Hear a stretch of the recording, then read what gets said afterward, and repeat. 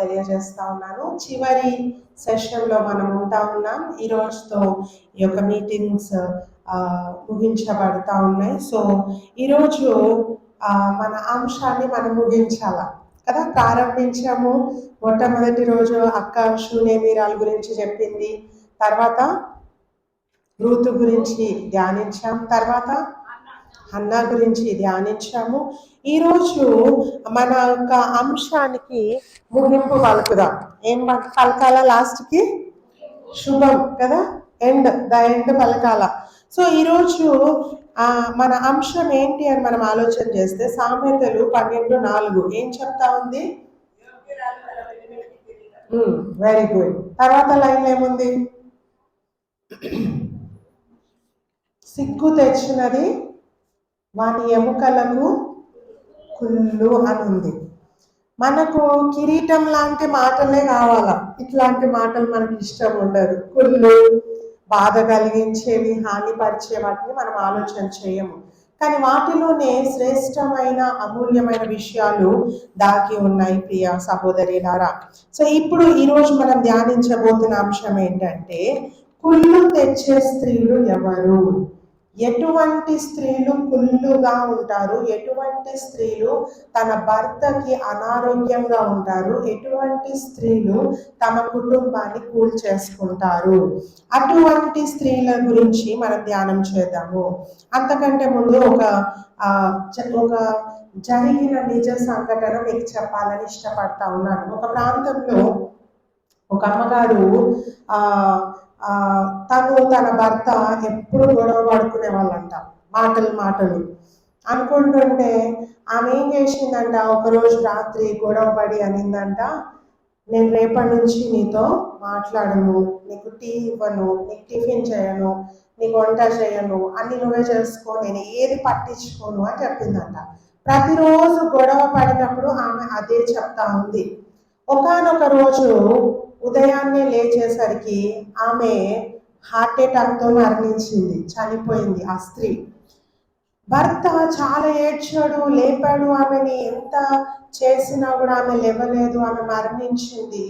మరణించినాక ఆ memorial service 10 రోజుల దినాలు అంటారు కదా, అది పెట్టినప్పుడు భర్త ఒక మాట చెప్తా ఉన్నాడు. ఏమనంటే, మన దినములు చాలా కొద్దివి, ఏ రోజు మనం ఒకరిని ఒకరు విడిచిపెడతామో మనకి తెలియదు, కనుక ఉన్నప్పుడే ప్రేమించండి, ఉన్నప్పుడే గౌరవించండి అని ఆయన మైక్ తీసుకొని ఏడ్ చేస్తా ఉన్నాడు. ఆయన అంటున్నాడు, నా భార్య రోజులాగానే రేపు నీతో మాట్లాడను, రేపు టిఫిన్ పెట్టను, రేపు ఇది చేయను అని చెప్తుంటే ఈ రోజు కూడా అదే విధంగా ఉంటుంది అనుకున్నా నేను. కానీ అది వ్యతిరేకంగా ఉంది. నా భార్య నిజంగా శాశ్వతంగా నాతో మాట్లాడకుండా వెళ్ళిపోయింది. చాలాసార్లు మనం కూడా ఏం చేస్తామంటే, మనుషులు బతుకున్నప్పుడు వాళ్ళకు విలువ ఇవ్వము, వాళ్ళకు ప్రేమ చూపించము, వాళ్ళకు ఒక కన్సర్న్, కేరింగ్ అనేది చూపించము. చనిపోయినాక అనుకుంటాం, అయ్యో నా భర్త బ్రతుకుంటే నేను మటన్ కర్రీ వండి పెట్టేదాన్ని, ఉన్నప్పుడు ఏం చేసినాము, పచ్చడి కూడా వేయలేదు కదా. అంత అయిపోయినాక బాధపడి లాభము లేదు. కాబట్టి ఉన్న సమయంలో గొడవలు, చిన్న చిన్న చిక్కులు, ఇరుకులు, ఊరికే ఒకరొకరు పోరాడుకోవడం కంటే మౌనంగా ఉండి ప్రేమతో మెలగండి ప్రియ సహోదరులారా. ప్రస్తుతం అయితే నిజం చెప్తా ఉన్నాను, యవ్వనస్తులు చాలా మంది మృతి చెందుతా ఉన్నారు. యవన కాలంలో ఉన్నవారు చాలా మంది మరణిస్తూ ఉన్నారు. ఎప్పుడు ఏమవుతుందో తెలియట్లేదు. నిన్న చక్కగా ఉన్న వ్యక్తి ఈరోజు కనిపించట్లేరు. సో వాళ్ళు వెళ్ళిపోయినాక బాధపడడం కంటే ఉన్నప్పుడు ఏం చేయాలి, వాళ్ళను ప్రేమించాలా, ప్రేమగా మాట్లాడండి. కొందరు భర్త ఇంటికి వస్తే భోజనం పెట్టరు, అక్కడ ఉంది వేసుకో కదా, ఏమన్నా అడిగితే హెల్ప్ సీరియల్ ముందు కూర్చుంటారు, నేను చెయ్యను, నువ్వే తెచ్చుకో, నువ్వే చేసుకో కదా. ప్రేమగా మాట్లాడడం చాలా మందికి రావట్లేదు. నీ మాటల్లో ప్రేమ ఉండాలా. ప్రేమ అంటే మళ్ళీ వేరేగా తీసుకోకండి. దయగల మాటలు మనము పలకగలగాలని వాక్యం చెప్తా ఉంది. సో ఒకవేళ మనము హార్ష్గా ఉంటే ఇతరులకు, వాళ్ళు ఏం చేస్తారంటే బయటికి చెప్పకపోవచ్చు కానీ లోపల కుమిలిపోతా ఉంటారు. మగవారికి ఉన్న స్వభావం ఏంటంటే వాళ్ళు మనలాగా అన్ని చెప్పుకోరు. మనమేమో వాళ్ళకి వీళ్ళకి అన్ని బాధలు చెప్పేసుకుంటాం కానీ వాళ్ళు చెప్పరు. లోపల కుమిలిపోయి వాళ్ళు కృషించిపోతా ఉంటారు. సో ప్రియ సహోదరిలారా, మనము మన భర్తకి కుళ్ళు, ఎముకల్లో కుళ్ళులాగా ఉండకూడదు అని వాక్యం చెప్తా ఉంది. ఈ యొక్క సిగ్గు తెచ్చే స్త్రీలు ఏ విధంగా ఉంటారంట అంటే, వారికి నైతిక విలువలు తెలియవు అంట. ఏం తెలియవు? నైతిక విలువలు. ఏంటి నైతిక విలువలు? Moral values. సమాజంలో స్త్రీలు పురుషులు ఎట్లా ఉండాలో మనం ఎప్పటి నుంచి నేర్పిస్తాం పిల్లలకి? చిన్నప్పటి నుంచి నేర్పిస్తూ ఉంటాము. కానీ చాలా మంది ఆ విలువలు మర్చిపోతా ఉన్నారు. భర్తతో ఏ విధంగా ఉంటా ఉన్నారో బయట పరాయి వారితో కూడా అదే విధమైన చనువు, అదే విధమైన మాటలు, అదే విధమైన జోకులు కదా, భయంకరమైనవి. అవి చిన్న చిన్నవి పోయి చాలా పెద్ద వాటికి దారి తీస్తా ఉన్నాయి. యూట్యూబ్ లో ఒక అమ్మగారు వీడియోస్ చేస్తా ఉంది. ఆమె ఏదో స్టైల్ గా సాంగ్స్ పాడుతూ వీడియోస్ చేస్తా ఉంది. ఆ వీడియోను ఎవరు తీస్తా ఉన్నారంటే ఒక తమ్ముడు లాంటి ఒక వ్యక్తిని పెట్టుకుంది. అబ్బాయి తీస్తా ఉన్నాడు, అక్క అక్క అనుకుంటా. ఈమె వీడియోస్ తీస్తూ తీస్తూ తీస్తూ ఆ యవనస్తుని మనసులో చెడు ఆలోచనలు మొదలైనవి. ఆ వ్యక్తి ఏమంటా ఉన్నాడంటే, నేను నిన్ను అక్క అని పిలువను, నేను నిన్ను వివాహం చేసుకుంటాను. ఏమనిందంట, నేను తమ్ముడనే అనుకుంటా ఉన్నాను, నువ్వు తప్పుగా ఆలోచిస్తా ఉన్నావంటే ఎక్కడో ఒక అమానుషమైన ప్రాంతానికి తీసుకొని వెళ్ళి ఆమె వద్దనిందని ఆమెను చంపేశాడు. ఇటువంటివి మనం చూస్తా ఉన్నాం. ఎందుకంటే నువ్వు చనువుగా మాట్లాడుతూ ఉన్నావు, ఒక స్నేహితుని వల్ల మాట్లాడుతూ ఉన్నావు, ఒక బ్రదర్ అనుకునే మాట్లాడుతూ ఉన్నావు. కానీ అవతల వాళ్ళు కూడా ఆ విధంగా తీసుకోవాలి కదా. అవతల వ్యక్తికి కూడా మా అక్క మా చెల్లి అనే ఆలోచన కలగాలి కదా మన మీద.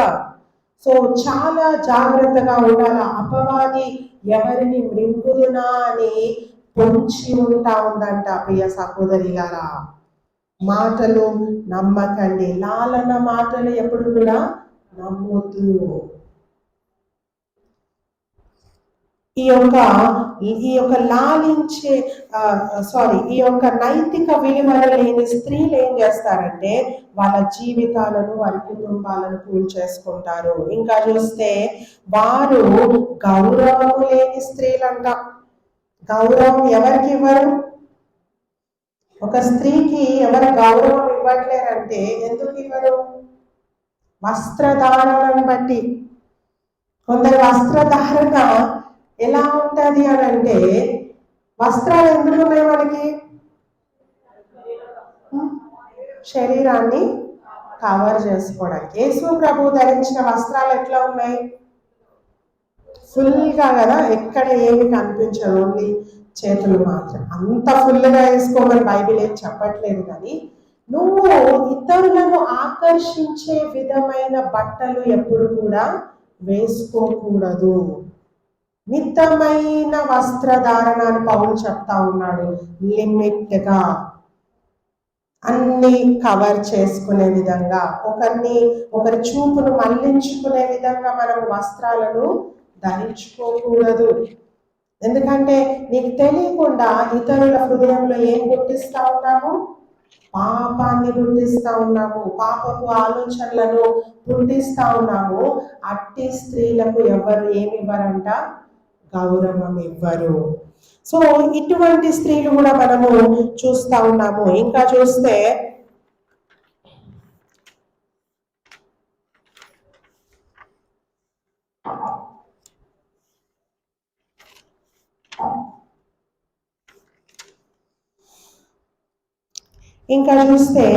క్యారెక్టర్ ని పాడు చేసుకుంటా ఉంటారంట చాలా మంది. ఒక వ్యక్తి అంటా ఉన్నాడు, డబ్బులు పోతే మళ్ళీ వస్తాయంట, కానీ వ్యక్తిత్వం పోతే, క్యారెక్టర్ పాడైపోతే మళ్ళీ సంపాదించుకుంటామా?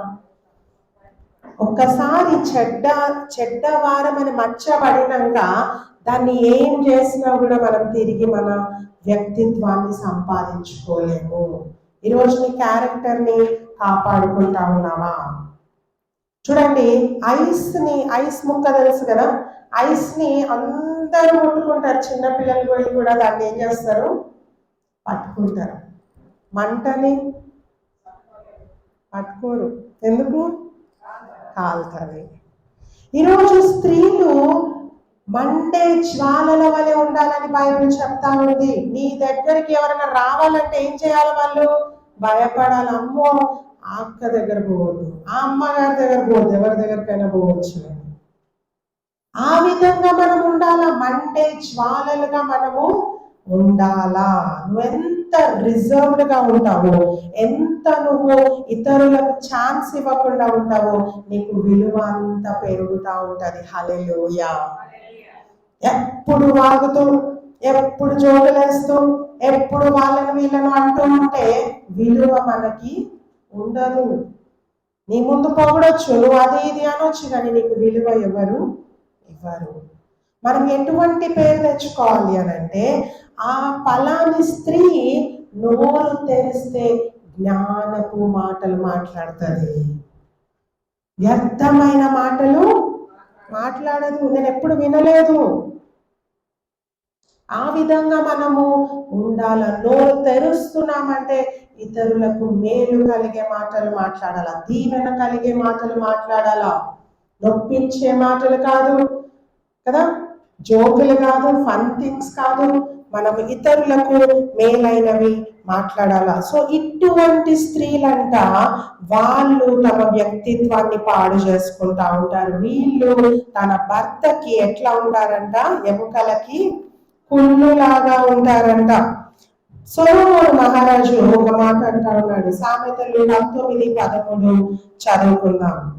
భార్యతోని పోరు ఎడతెగక పడుచుండు బిందువులతో సమానం అంటున్నాడు ఆయన. భార్యతో పోరు ఎటువంటిదంట? నెవర్ ఎండింగ్ స్టోరీ అంటది. దానికి ఫుల్ స్టాప్ ఉండదు. కొంతమంది భార్యలు ఉంటారు, ఎప్పుడెప్పుడో సంవత్సరాల కింద జరిగిన కొట్లాటలు ఇంకా రోజు గునుగుడే సనుగుడే. ఆ రోజు నువ్వు నాకు ఎట్లా చేసినావు, ఆ రోజు మీ మమ్మీ నన్ను ఏమనింది, అది గతించిపోయి చాలా రోజులు అయిపోతుంది, కానీ స్టిల్ మెమొరైజింగ్, దాన్ని ఇంకా ఆలోచిస్తూ రోజును పాడు చేసుకుంటా ఉంటారు. నిన్నటి విషయాల గురించి నువ్వు ఈ రోజును పాడు చేసుకుంటా ఉన్నావు, ఈ రోజు సంతోషాన్ని పాడు చేసుకుంటా ఉన్నావు. గతాన్ని ఎప్పుడు కూడా గుర్తు చేసుకోవద్దు. నిన్నటి దినము మనది కాదు. నిన్నటిది ఎంతనో స్మరించుకున్న దానివల్ల లాభము లేదు. నిన్న మటన్ బిర్యానీ తిన్నాను, నిన్న అట్లా ఉండే ఇట్లా ఉండే, అది స్పైసీ ఇట్లా ఉండే అని ఎంతసేపు చెప్పినా దానివల్ల బలం వస్తుందా? కడుపు నిండుతుందా? నో. ఈ రోజే మనది, ఈ క్షణమే మనది. ఈ గుమ్మం దాటినాక వెళ్తే కూడా ఏం జరుగుతుందో మనకి తెలియదు. ఈ క్షణమే ఆనందించు. రేపటి దినం గురించి కూడా చింతించొద్దు అంటున్నాడు ప్రభువు. రేపటి గురించి కూడా చాలా మంది ఆలోచిస్తూ ఉంటారు. రేపు ఏమవుతుందో, ఎట్లా అవుతుందో, ఏంటో. నో. రేపటి దినము దేవుని ఆధీనంలో ఉంది. మనది ఏ రోజు అంట? ఈ రోజు. This is the day that the lord has made, we will rejoice and glad in it. ఇదే దినము ప్రభువు చేసినది, ఉత్సాహించి స్తుతి పాడేదము. ఇదే దినం అన్నాడా? నిన్నటి దినం, మొన్నటి దినం అన్నాడా? ఇదే దినం. This is the day. So ప్రతిరోజు దేవుల్లో మనం ఆనందించాలా. అయితే భార్యతో పోరు ఎడతెగక పడుచుండు బిందువుల వంటిది. మనం ఆ విధంగా పోరు పెట్టే స్త్రీలుగా మనం ఉండకూడదు. ఇంకా చూస్తే ఆ సామెతలు 21:19 చూస్తే, జగడ గొండితో ఉండడం కంటే అరణ్య భూమిలో ఉండటం మేలంటున్నాడు. జగడాలు చేసే స్త్రీలతో ఉండడం కంటే ఎక్కడ ఉండొచ్చు అంటే ఎడారిలో కూడా బతకొచ్చు అంట. ఈరోజు నీ భర్త నీతో టైం స్పెండ్ చేస్తా ఉన్నాడా? అమ్మ, ఇక్కడ కూర్చున్న స్త్రీలు ఎంతసేపు గడుపుతా ఉన్నాడు మీతోని? బయట స్నేహితులతోనేమో 10-12 గంటలు ఉంటారు. ఇంట్లో ఇంట్లో మోస్ట్లీ నైట్ పడుకునే టైం తప్ప. ఎందుకు ఎందుకు ఇంట్లో ఉండలేకపోతున్నారు కదా. జగడగొండితో ఉండడం కంటే ఎడారిలో ఉన్నా బాగుంటుందంట. ఎవరు మనకు చెప్పరు, నువ్వు జగడం చేస్తున్నందుకు నేను పోతున్నా బయటికి అని ఎవరు చెప్పరు. ఈరోజు మనం జగడాలు పుట్టించేవారిగా ఉంటే, లేనిది పోనిది ఊరికే గొడవ పడేవారిగా ఉంటే మనతో ఎవరు ఉండడానికి ఇష్టపడరు. మంచిగా ఉంటే, నువ్వు ప్రేమగా మాట్లాడితే, నువ్వు మంచి మాటలు చెప్తా ఉంటే నీతోనే ఎక్కువ టైం స్పెండ్ చేస్తాడు ఆయన. నువ్వు వెళ్ళమన్నా కూడా వెళ్ళడు ఇంట్లో నుంచి. Yes or no? నేను నా భర్త ఎప్పుడు కూర్చున్నా టీ టైంలో కూర్చుంటా ఉంటాం. అప్పుడప్పుడు నేను పాస్టర్ గారు చాలా విషయాలు మాట్లాడుకుంటా ఉంటాము. దేవుడు నా లైఫ్లో ఎన్ని అద్భుతాలు చేశాడు, ఎన్ని భయంకరమైన పరిస్థితి నుండి నన్ను తప్పించాడు నేను చెప్తా ఉంటాను. ఆయన తన జీవితంలో జరిగినవి చెప్తా ఉంటాడు. చక్కగా టీ టైం స్పెండ్ చేస్తూ ఉంటాము. అదొక మెమొరీ. కొన్నిసార్లు నేను ఇంట్లో వంట చేస్తే నా భర్త బయట ఫంక్షన్కి వెళ్ళి కూడా తినకుండా వస్తాడు. పాస్టర్ గారు ఎందుకు తినలేదు, అంత మంచి భోజనం కదా, ఈడ ఉట్టి కూరగాయలంటే ఆయన అంటాడు, నీకంటే బాగా వండుతారా సుధా, అక్కడ నీకంటే మంచి భోజనం ఉండదా, నీకంటే శుభ్రంగా వండుతారు అక్కడ, నువ్వు పెట్టింది నేను తింటా అంటాడు. ఎందుకు? మనము ప్రేమగా పలకరిస్తున్నాం కాబట్టి. ఈరోజు ఏ భర్త అయినా భార్య నుండి కోరుకున్నది ఏంటంట? ప్రేమ. నువ్వు ప్రేమించకపోతే నీ భర్తకి నువ్వే లేనిపోనివన్నీ అలవాటు చేసేస్తా ఉన్నావు. సో జాగ్రత్త, జగడగొండిగా మనం ఉండకూడదు. ముందుకెళ్దాం. ఇంకా సొలొమోను మహారాజు అంటున్నాడు, సామెతలు 25-24, దయ్యాలతో పెద్ద ఇంట ఉండుట కంటే మిద్ద మీద ఒక మూలగా ఉండటం మేలంట. దయ్యాలతో ఉండడం కంటే మిద్ద మీద ఒక మూలకు ఇంత చిన్న గుడి చేసుకొని ఉన్న బెటరే అంటున్నాడు. సో గయ్యాలిగా కూడా మనము ఉండకూడదు. ఇంకొక దగ్గర అంటున్నాడు, ఇంటికి వెళ్ళినాక చదవండి, టైం లేదు. సామెతలు 27-15-16 అంటున్నాడు, గయ్యాలిని ఆపడము గాలిని ఆపడము జరగని పని అంటున్నాడు. ఇందాక మధ్యాహ్నం మెసేజ్ చెప్తుంటే పెద్ద గాలి వచ్చింది. ఎవరైనా ఆపారా? అందరూ ఉరికొచ్చారు కానీ ఎవరు ఆపలేరు. దాన్ని ఎవరు ఆపలేరంట. ఈ గయ్యాలి స్త్రీలను కూడా ఎవరు ఆపలేరంట. సో అట్టి వారిగా మనం ఉండొద్దు. ఇతరులకు ఎముకలకు కుళ్ళుగా మనము జీవించకూడదు. ఇంకా వీళ్ళు చూస్తే స్లో పాయిజన్ గా పనిచేస్తారంట. అప్పుడే ప్రాణాలు తీయాలి ఇటువంటి స్త్రీలు. ఎట్లా? Slow poison. రోజు రోజుకు ఇంతింత మనిషిని దిగజారుస్తూ ఉంటారు. రోజు రోజు వేధించి వేధించి ఒకరోజు ఎక్కడ పంపిస్తారు? శాశ్వతంగా పంపిస్తారు బయటికి. నో, మనం అట్లా ఉండకూడదు.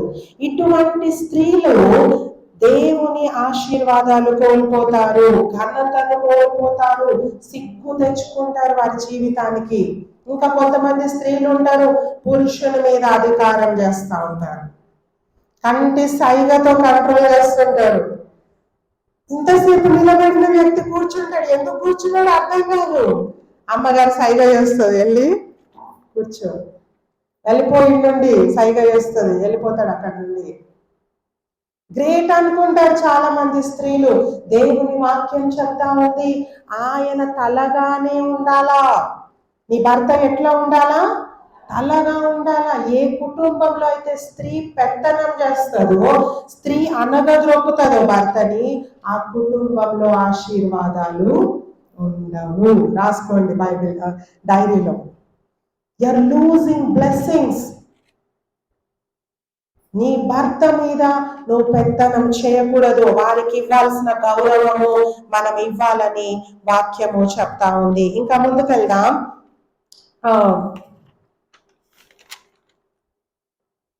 మొదటి పేతురు 3:3-5 వరకు ఇందాక చదివాం కదా. ఇక్కడ ఏమని చెప్తా ఉన్నాడంటే, పరిశుద్ధమైన స్త్రీలంట తమ భర్తలకి లోబడి ఉండుట చేత తమను తాము అలంకరించుకునేది. ఈరోజు మన అలంకరణలో మంచి మంచి ఇయర్ రింగ్స్, మంచి శారీస్, మంచిగా రెడీ కావడం కాదంట. ఏది అలంకరణ ఉండాలంట? లోబడే స్వభావము, వినయ విధేయతలు కలిగిన స్వభావము. నువ్వు నీ భర్తకి గౌరవం ఇవ్వకపోతే నీ పిల్లలు ఇస్తారా? నీ పొరుగు వారు ఇస్తారా?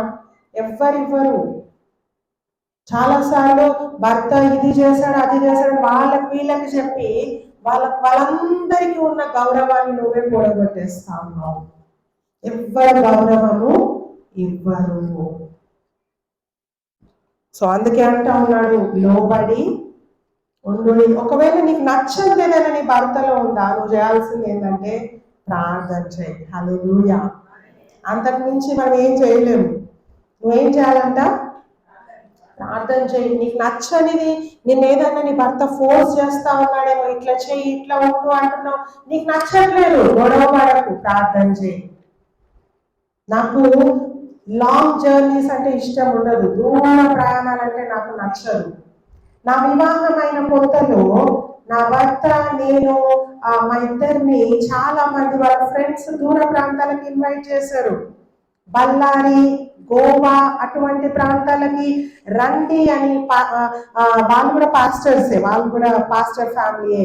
మీరు రండి అని, సిస్టర్ మీరు రండి అని ఇన్వైట్ చేస్తూ ఉంటే నాకు బాధ అవుతా ఉంది. నాకు అలవాట్లేదు, నేను దూరం ప్రయాణం చేయలేను. మా ఇద్దరికి గొడవ అవుతా ఉంది ఈ విషయంలో. ఒకరోజు నా భర్త అంటా ఉన్నాడు, నేను నిన్ను ఎంతో ఊహించుకొని వివాహం చేసుకున్నాను, కానీ నువ్వు నాకు ఎందులో కూడా సహకరించట్లేదు. నేను ఎందులో సహకరించలేదు, నేను దూరం రానని చెప్పాను అంతే. గొడవ అవుతుంది. ఒకరోజు పరిశుద్ధాత్మ దేవుడు నాతో మాట్లాడాడు, నువ్వు మోకరించి ప్రార్థించు. నేను ప్రార్థించాను. ప్రియ సహోదరి గారు జాగ్రత్తగా వినండి. నేను అన్నాను, దేవా నువ్వు ఏం చేస్తావో నాకు తెలీదు. నా భర్త నన్ను ఇంకోసారి ఫోర్స్ చేయొద్దు, బలవంతం చేయొద్దు, ఇక్కడ్రా అక్కడ్రా అని బలవంతము చేయొద్దు. నేను ఎంత చెప్పినా తనకు అర్థమవుతలేదు. మా గొడవ ఇంక్రీజ్ అవుతూ వెళ్ళిపోతుంది కానీ సమాధానం రావట్లేదని ప్రేయర్ చేశాను. మళ్ళీ ఇంకోటి ఫోన్ చేసినాను రమ్మని అనగానే ఆ రోజు నా భర్త ఏమన్నాడంటే, రమ్య నా స్నేహితుడు ఒక ఆయన కాల్ చేశాడు, నువ్వు ఓకే అంటే ఓకే చెప్తా, నువ్వు నో అంటే నో చెప్తా అన్నాడు. హల్లెలూయా. నేను షాక్ అయినాను, ఈయనేది ఇట్లా మాట్లాడుతున్నాడు అని. ఎవరు మార్చింది ఆయన హృదయాన్ని? దేవుడు. రాజుల హృదయాలంట ఆయన మలచగలడు అని వాక్యం చెప్తా ఉంది. అధికారుల హృదయాలను ఆయన లెఫ్ట్ రైట్ మార్చేస్తాడంట. లెఫ్ట్ ఉన్న హార్ట్ ని రైట్ గా చేంజ్ చేయగలడు, రైట్ గా ఉన్న హార్ట్ ని లెఫ్ట్ గా చేంజ్ చేయగలడు. ఈరోజు నీ భర్తలో నీకు ఏది నచ్చట్లేదో దానికోసం ప్రార్థించు. ఉపవాస ప్రార్థన చేయి. 7 రోజులు సమయం పెట్టుకొని అదే అంశం గురించి ప్రార్థించు. ఒక విధవరాలు వస్తా ఉందంట రాజు దగ్గరికి, ఒకటే మాట అడుగుతా ఉందంట, ఏమని? నాకు న్యాయము చెయ్యి. 1 రోజు వచ్చింది, 2 రోజులు వచ్చింది, వస్తూనే ఉంది. ఆ రాజు అన్నాడంట, అబ్బా విసిగిస్తుంది, ఆమెకి ఏం కావాలో ఇచ్చి పంపియండి అన్నాడంట. ఆయన ఎవరో తెలుసా? అన్యాయపు న్యాయాధిపతి అని ఉంది. హల్లెలూయా. అయితే నువ్వు నేను ఎవరి దగ్గరకు వస్తున్నామో తెలుసా? న్యాయమైన అధిపతి దగ్గరికి. అన్యాయపు అధిపతి ఆడ న్యాయం చేసి పంపించాడు. న్యాయమైన దేవుడు నీకు మేలు చేయడా? చేస్తాడు. అడుగు దేవుని సన్నిధిలో, నీ భర్త గురించి మొరపెట్టు. నువ్వే గొప్ప అద్భుతాలు చూస్తావు నీ లైఫ్ లో. సో ప్రియ సహోదరి